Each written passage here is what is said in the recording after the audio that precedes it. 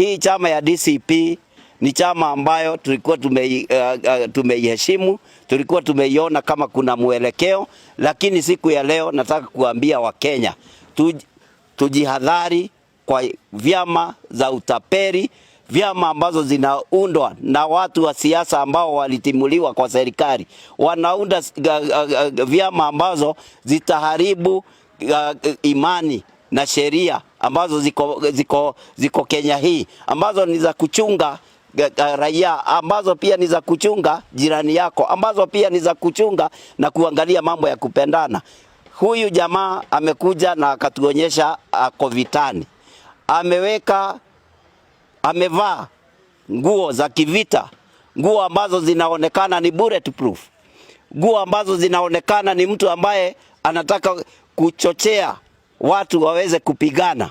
Na mimi nikafika pahali nikasema sitaweza kufuata mtu ambaye ako kwa vita amevalia bulletproof, na mimi sina bulletproof. Na ndio sababu ukasikia kwa vyombo vya habari akisema ya kwamba mheshimiwa Koimburi hapatikani, sababu mimi siwezi fuata mtu ambaye ako na bulletproof na mimi sina. Mimi siwezi enda vita na Wakenya. Mimi nataka kuunganisha Wakenya, nataka tukae pamoja na Wakenya, nataka tuweke amani katika Jamhuri la Kenya. Lakini mambo ya kupiganisha Wakenya, hiyo ndio nimekataa, na nikasema mlengo wangu ni ule mmoja tu wa kurekebisha pahali naona makosa imepatikana na kuhakikisha maendeleo yamefikia watu wangu wa Juja.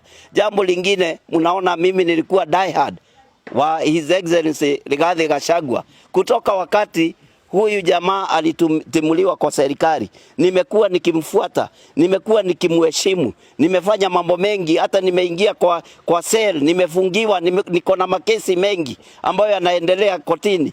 Hii makesi yote nimeletewa sababu ya kufuata Rigiji, na mimi ninasema kupitia vile, kulingana na vile niliona siku ya Saturday alienda akahongwa akapewa milioni 5 ndio aweze kuleta Alois Kinyanjui awe mbunge wa Juja constituency come 2027. Na mimi hii ni mambo ambayo siwezi kubali kwa chama yoyote ambayo inachukua hongo ama inachukua pesa kwa watu ambao wanataka kusimama kwa vyeo vya aina fulani. Mimi natoa tahadhari, nyinyi ambao ni aspirants, ambao mnatangatanga mnashindwa muingie kwa vyama gani, msijaribu kuingia DCP.